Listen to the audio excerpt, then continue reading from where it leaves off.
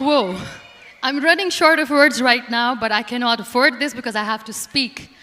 Thank you so much for all the love, for all the warmth. Thank you for accepting me. Thank you very much.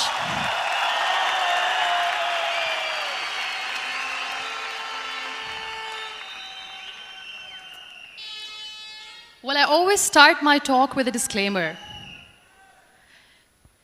And that disclaimer is that I've never claimed to be a motivational speaker. Yes, I do speak, but I feel more like a storyteller because wherever I go, I share a story with everyone. Well, it is a story of a woman whose perfectly imperfect life made her who and what she is today. It's the story of a woman who, in pursuit of her dreams and aspirations, made other people realize that if you think that your life is hard and you're giving up on that because you think your life is unfair, think again. Because when you think that way, you are being unfair to your own self. It's the story of a woman who made people realize that sometimes problems are not too big. We are too small because we cannot handle them.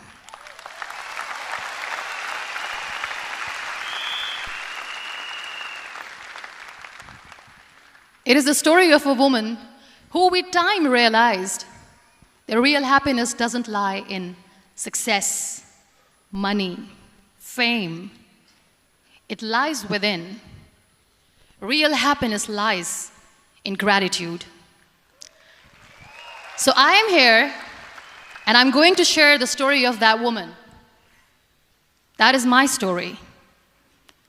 The story of gratitude.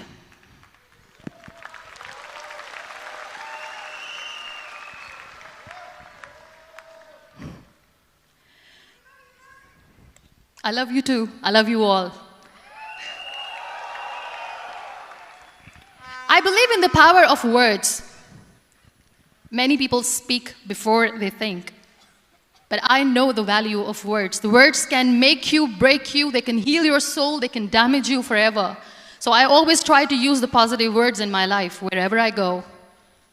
They call it adversity, I call it opportunity. They call it weakness, I call it strength. They call me disabled, I call myself differently abled. They see my disability. They see my disability, I see my ability. There are some incidents that happen in your life, and those incidents are so strong that they change your DNA. Those incidents or accidents are so strong that they break you physically. They deform your body, but they transform your soul.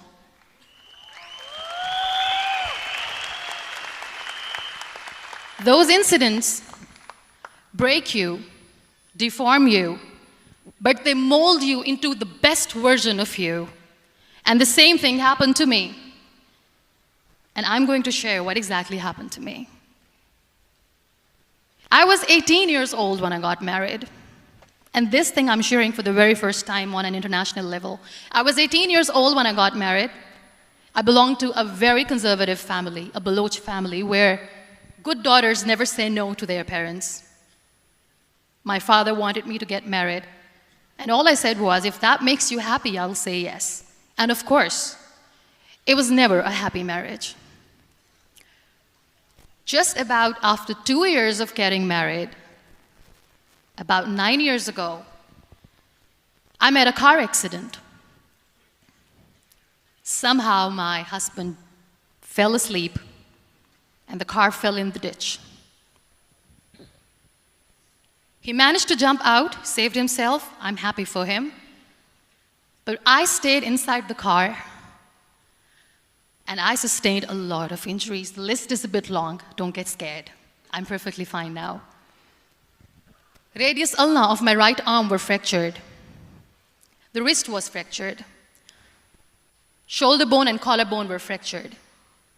My whole rib cage got fractured. And because of the rib cage injury, lungs and liver were badly injured. I couldn't breathe. I lost urinary bowel control.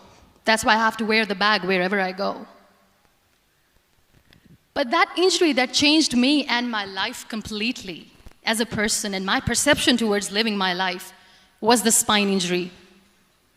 3 vertebrae of my backbone were completely crushed, and I got paralyzed for the rest of my life. So this accident took place in a far-flung area in the outskirts of a very small province, Balochistan, where there was no first aid, no hospital, no ambulance. I was in the middle of nowhere in that toppled car. Many people came to rescue. They gave me CPR. They dragged me out of the car. And while they were dragging me out, I got the complete transection of my spinal cord. And now there was this debate going on. Should we keep it here? She's going to die. Where should we go? There is no ambulance. There was this 4-wheeler Jeep standing in the corner of the street. They said, put her in the back of the Jeep and take her to the hospital, which is 3 hours away from this place. And I still remember that bumpy ride. I was all broken. They threw me at the back of the Jeep and they rushed me to the hospital. That is where I realized that my half body was fractured and half was paralyzed. I finally ended up in a hospital where I stayed for 2.5 months. I underwent multiple surgeries.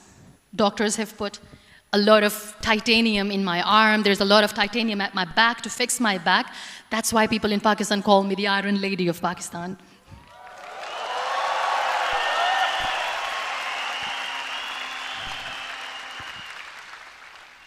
Sometimes I wonder how easy it is for me to describe all this all over again. And somebody has rightly said that when you share your story and it doesn't make you cry, that means you have healed.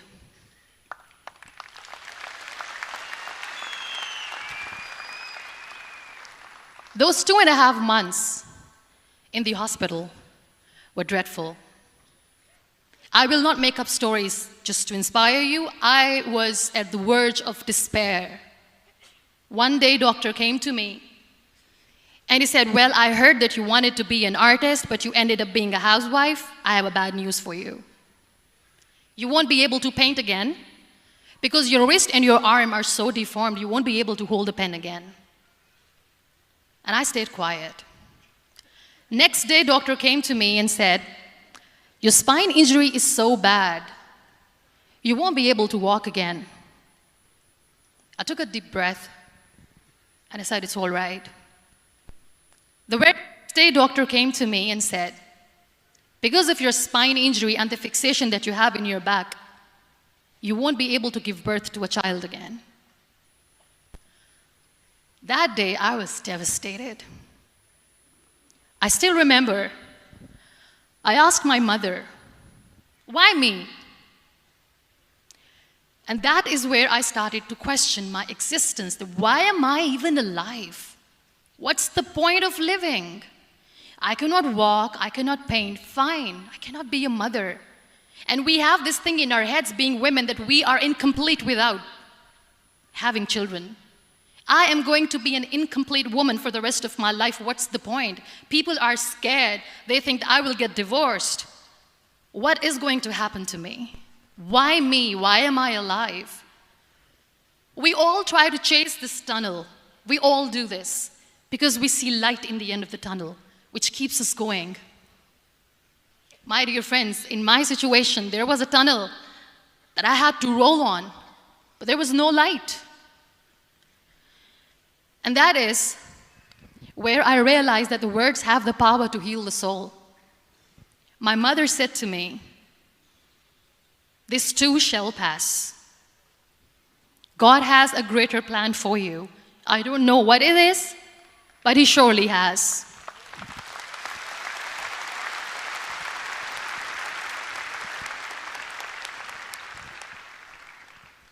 And in all that distress and grief, somehow or the other, those words were so magical that they kept me going. I was trying to put that smile on my face all the time, was hiding. It was so hard to hide the pain, which was there. But all I knew was that if I will give up, my mother and my brothers will give up too. I cannot see them crying with me.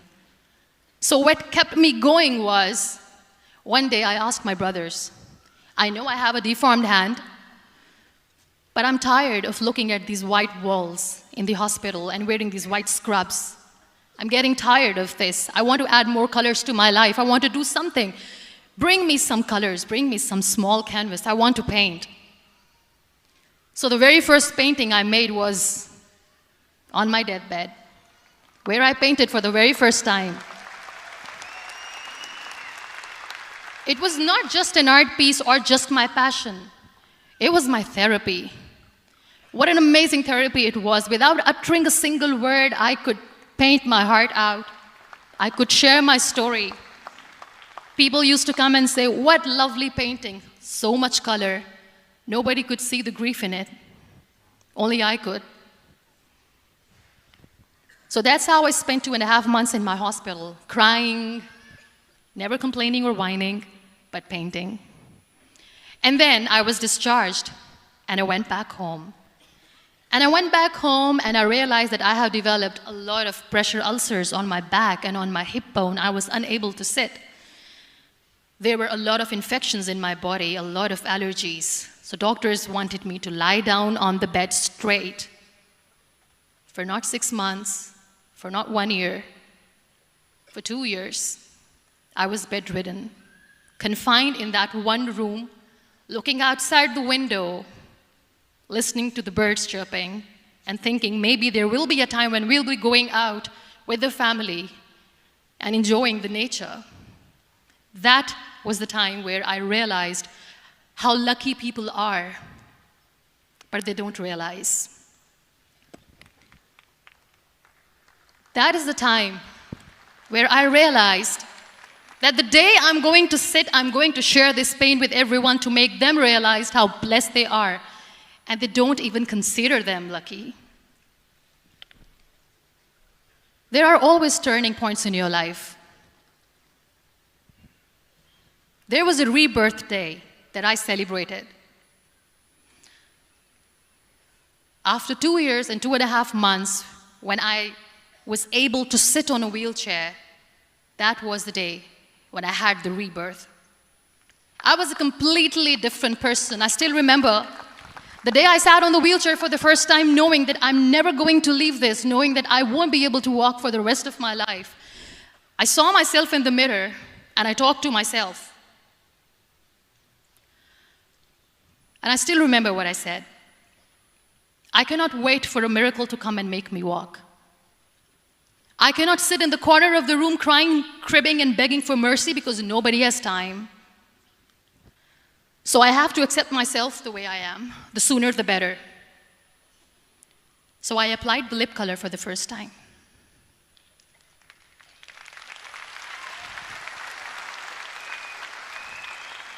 And I erased it. And I cried. And I said, what am I doing? A person on a wheelchair should not do this. What will people say? Clean it up. Put it again. This time I put it for myself. Because I wanted to feel perfect from within.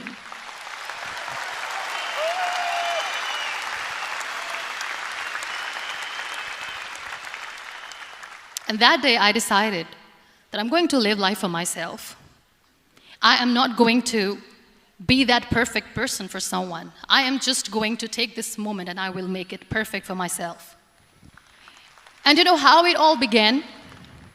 That day I decided that I'm going to fight my fears.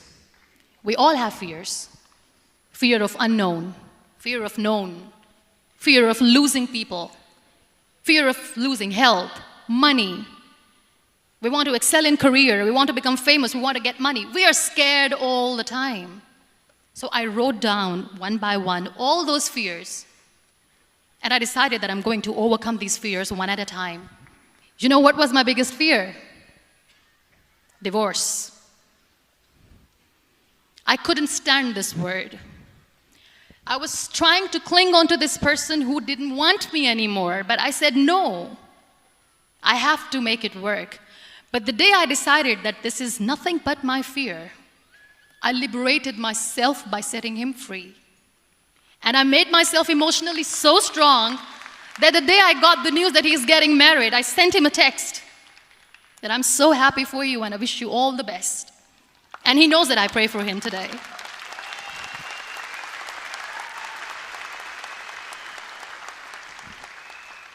My biggest fear, number 2, was I won't be able to be a mother again. And that was quite devastating for me. But then I realized there are so many children in the world, all they want is acceptance. So there is no point of crying, just go and adopt one. And that's what I did.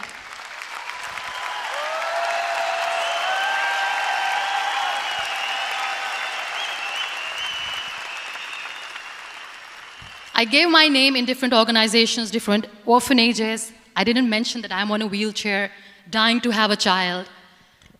So I just told them that this is Muniba Mazari and she wants to adopt a boy or girl, whatsoever, but I want to adopt a kid. And I waited patiently. 2 years later, I got this call from a very small city in Pakistan. I got a call and they said, "Are you Muniba Mazari? There is a baby boy and would you like to adopt?" And when I say yes, I could literally feel the labor pain. I said, yes, yes, I am going to adopt him. I am coming to take him home.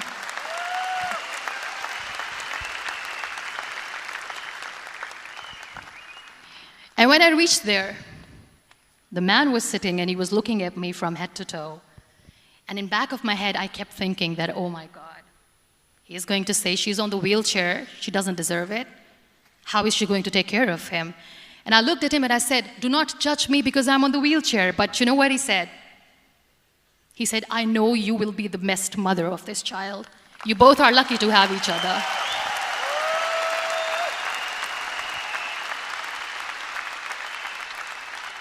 And that day, that was 2 days old, and today he's 6.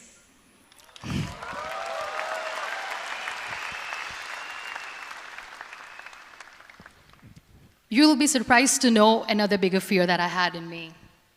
It was facing people. I used to hide myself from people. When I was on bed for 2 years, I used to keep the door closed. I used to pretend that I'm not going to meet anyone, tell them that I'm sleeping. You know why?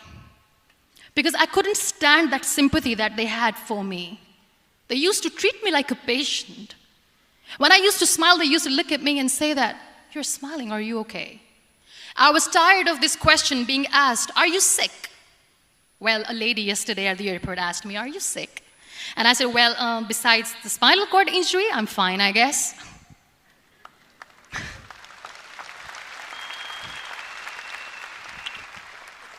But those are really cute questions. They never used to feel cute when I was on the bed. So I used to hide myself from people, knowing that, oh my God, I'm not going to see that sympathy in their eyes.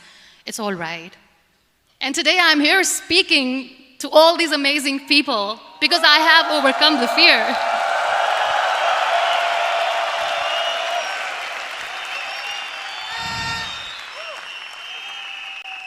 You know, when you end up being on the wheelchair, what's the most painful thing? That's another fear that people on the wheelchair or the people who are differently abled have in their hearts, but they never share. I'll share that with you. The lack of acceptance. People think that they will not be accepted by the people because we, in the world of perfect people, are imperfects. So I decided that instead of starting an NGO for disability awareness, which I know will not help anyone, I started to appear more in public. I started to paint. I always wanted to. I have done a lot of exhibitions. I'm Pakistan's first wheelchair-bound artist. I have done a lot of modeling campaigns, different campaigns for brands like Tony and Guy.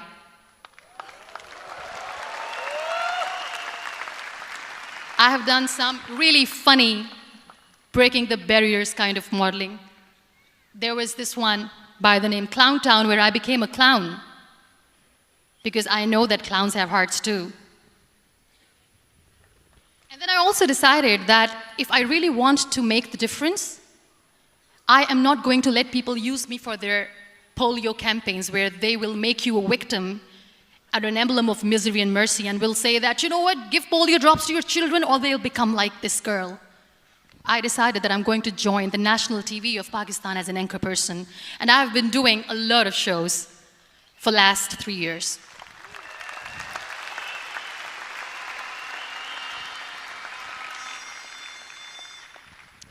So when you accept yourself the way you are, the world recognizes you. It all starts from within. Thank you. I became the National Goodwill Ambassador for UN Women Pakistan, and now I speak for the rights of women, children. We talk about inclusion, diversity, gender equality, which is a must. I was featured in BBC 100 Women for 2015. I'm one of the Forbes 30 under 30 for 2016. And it all didn't happen alone. You all are thriving in your careers. You have bigger dreams and aspirations in life. Always remember one thing. On the road to success, there is always we, not me. Do not think that you alone can achieve things. No.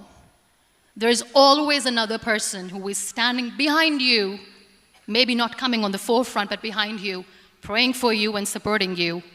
Never lose that person. Never.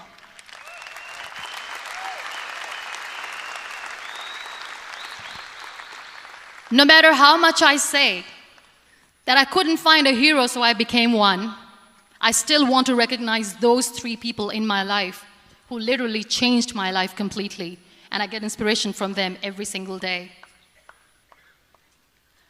Waleed Khan. Many people know about the terrorist attacks in Pakistan. We have lost many people. And I'm sharing this with a very heavy heart because we actually have lost a lot of people in this huge turmoil of terrorism. These people are barbarians. They do not see people. They're even worse than animals. They have killed people in mosques. They have killed people in churches, temples, even in schools. There was this terrorist attack in Army Public School, Peshawar, where these terrorists entered in an examination hall and they killed our children. And in that attack, that day, this beautiful boy, Waleed Khan, who was my hero, my real-life hero, was the proctor who was taking care of the students, was keeping an eye on the students. Those barbarians shot him 3 times in the face, 5 times on his body, and he fell down. I was asked to give a talk in the school after a week of that terrorist attack. With a very heavy heart, I went there and I spoke. We sang a few national songs. I thought that maybe I've done my part, but deep inside, it was killing me. I could see children injured. I could see children sitting on the wheelchairs, looking at me, wondering, what next? What was our fault? Just because we were here to give examination, we have been shot. So many people, so many children lost their friends. Their classrooms were empty. The next day they went to the classroom. So this kid, Waleed Khan, I was asked that he is in a hospital right now, and you have to go and see him and motivate him and tell him that it's going to be okay. And when I saw Waleed Khan coming on the wheelchair for the first time in front of me, face was all deformed. His leg was fractured, his arm was fractured. He couldn't talk, he lost his teeth. He cannot sneeze, he cannot smell. He cannot eat. And I kept thinking, what should I say? That everything is going to be all right? No, nothing is all right. And while I was juggling with the words, what to say, what not to say, this beautiful child, Waleed Khan, came to me and he said, "Are you Muniba Mazari?" I said, "Yes." He said, "Baji, let's take a selfie."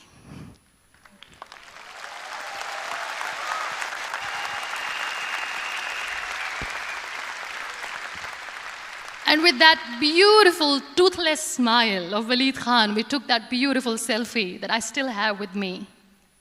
I don't share that here because he was in a very bad shape that time. And that is where I realized that when I was thinking too much about his deformities, he's happy with himself. He doesn't even care. Because today he goes in the same school, and when somebody asks him that what happened to your face, why so many scars, you know what he says?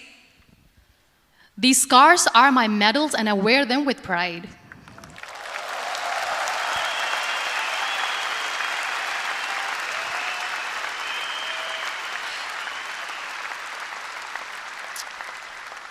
And how beautifully he says the terrorists wanted me not to study. I am going to study. I will become a doctor one day. And this is my way of taking revenge from those terrorists. Another real-life hero, of course, my son. His name is Nile, N-I-L-E, River Nile. I learned so much from this kid. The first and foremost thing is patience. How to be patient when you know that your mother cannot walk, when you know that your mother is different from the other women, when you know that your mother cannot go out and play with you, how to stay calm. He loves football. And when we got the very first football, he was 4 years old. He was super excited. I still remember he came in the room and he said, "Mom, let's play football." And he kept the ball in my feet. And he said, "Let's kick it." And that day I felt disabled. I said, "I cannot kick the ball." And I was down with the same face. He looked at me and he said, "Well, that's all right. Your legs are not working, but your hands do. Let's play catch the ball."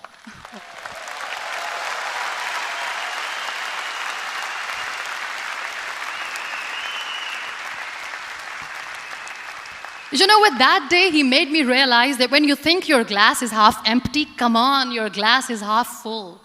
It's all in here and here. Last but not least, the woman who made me realize that heroes have no gender. The woman who believed in me even when I was completely at the verge of despair, where everybody left, she was there. And every time I looked at her, without saying anything, she used to look at me and said, "This too shall pass. God has a bigger plan. And one day you will say that, oh my God, that is why God has chosen me." She never cried in front of me. She has always said that there will be haters, there will be naysayers, there will be disbelievers, and then there will be you proving them wrong. My mother.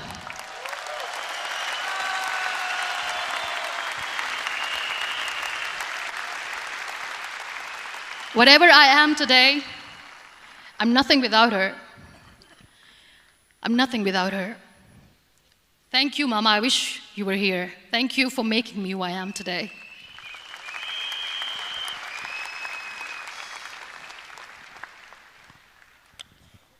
You know what? We human beings have a problem. Out of many problems, there is one more, and this is a self-created one. We always expect ease from life. We have this amazing fantasy about life. This is how things should work. This is my plan. It should go as per my plan. If that doesn't happen, we give up. So my dear friends, let me tell you one thing. I never wanted to be on the wheelchair. Never thought of being on the wheelchair. I was always aspiring to do bigger things, but had no idea that for that I have to pay the price to be where I am today. It's a very heavy price. This life is a test and a trial, and tests are trials are never supposed to be easy. So when you are expecting ease from life, and life gives you lemons, then you make the lemonade, and then do not blame life for that, because you were expecting ease from a trial. Trials make you a stronger, better person. Life is a trial, and with time you realize that.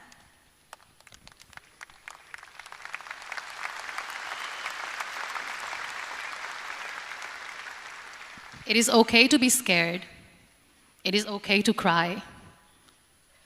Everything is okay, but giving up should not be an option.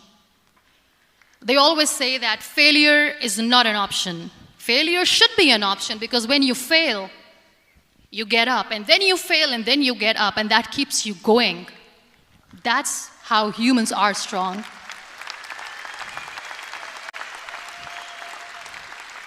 Failure is an option, should be an option, but giving up is not. Never. We have this thing in minds. We call it perfection. We want everything perfect. We want ourselves to be perfect. There is this image in our head about everything.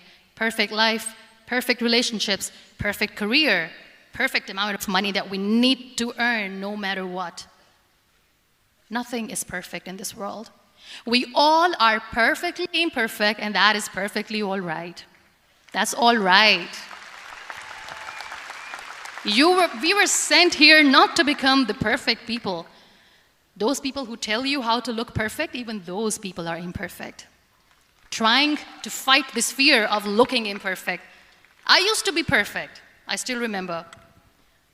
I got this compliment years ago when I used to walk. Oh my God, look at you. You're fair, you're tall, you're perfect. Look at me now. You're still perfect. Only the perfect eyes can see that. Only the perfect eyes will see that. Only the perfect eyes will see that. So yes, in all those imperfections, you have to listen to your heart. You don't have to look good for people. You don't have to be perfect just because other people want you to be perfect. If your soul is perfect from within, that's all right. This is all what you want. This is all what you need to be. Our society has made very weird kind of norms to look perfect and great. For men, it's different. For women, it's different. We think too much about what people say. We listen to ourselves too little. You know what makes you perfect? When you make someone smile. You know what makes you perfect? When you try to do something good for the people around you. You know what makes you perfect? When you feel someone's pain. And how beautiful pain is that it connects you with people. No other medium can connect you with others but pain. That's why I always say that I'm in pain, and that's a blessing in disguise for me. Today, just because I'm in pain and I'm on the wheelchair, I work for children. Being the head of CSR for a company, we conduct medical camps in far-flung areas of Pakistan where so many kids die because they don't have medical facilities. And I personally believe just because they cannot afford to live doesn't mean we'll let them die. So we give them money, we give them medical treatment, we try to heal their wounds, physical and emotional. And I also work for the beautiful people. We call them third gender, the transgender community of Pakistan. You know what connects me with them? All my imperfections. When I go and I hug them, they never judge me. And this very good friend of mine, her name is Bijli. Bijli means electricity. She calls herself electricity. And I said, are you electricity? She says, no, I'm lightning. I'm as strong as lightning. Because we have very bad power outage, so she doesn't want me to call her electricity. So she says, I am very strong. I'm thunder, I'm lightning. She came to me, and the first time I hugged her, she said, you are just like me. And I said, yes, I am like you. Because to people, we are so imperfect. So how beautiful these imperfections are, that because of these imperfections you can connect with people. Then why are we all running after being perfect? What's the point?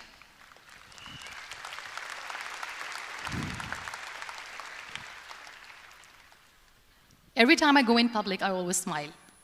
There's always a big toothy smile on my face, and people ask me, don't you get tired of smiling all the time? What's the secret? I always say one thing, that I have stopped worrying about the things that I have lost, the people that I have lost. Things and people who were meant to be with me are with me. And sometimes, somebody's absence makes you a better person. Cherish their absence. It's always a blessing in disguise. I always say that people are so lucky they don't even realize. You must be thinking, okay, you're lucky in what sense? Well, the breath that you just took was a blessing. Embrace it.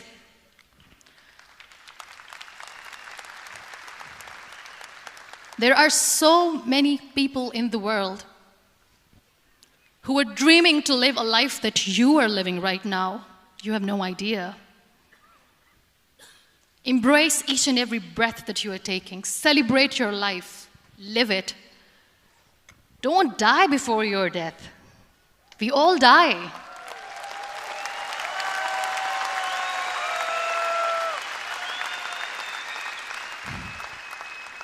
We live this one routine of a day for 75 years and we call it life. No, that's not life. If you're still thinking why you have been sent here, if you're still juggling with the concept of why you are here, you haven't lived yet. You work hard, you make money, you do it for yourself. That's not life. You go out, you seek for people who need your help, you make their lives better. You become that sponge which can absorb all the negativity, and you become that person who can emit beautiful, positive vibes. And when you realize that you have changed someone's life, and because of you, this person didn't give up, that is the day when you live. Always.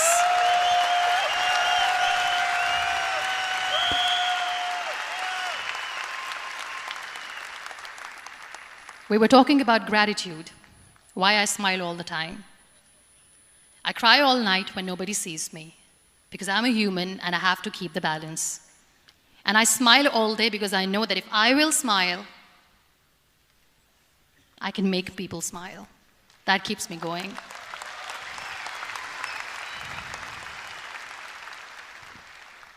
Be grateful for what you have, and you will always, always end up having more.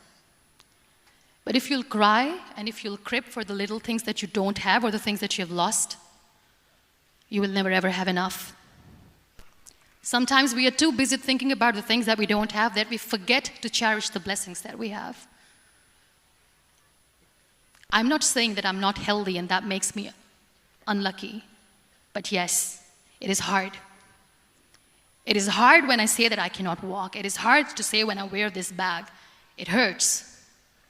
But I have to keep going, because never giving up is the way to live, always.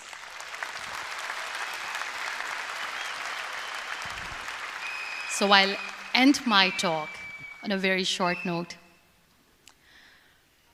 Live your life fully.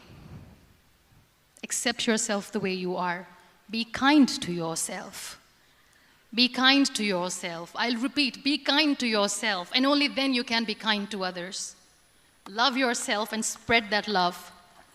Life will be hard. There will be turmoils, there will be trials, but that will only make you stronger.